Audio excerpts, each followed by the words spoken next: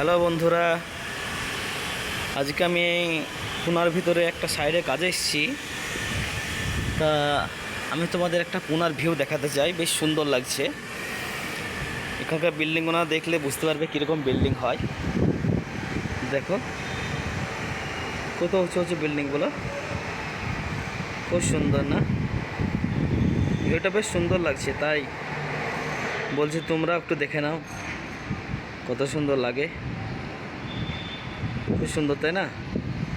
ছোট বড়, কিন্তু ঘনবসতিতে খুব বেশি।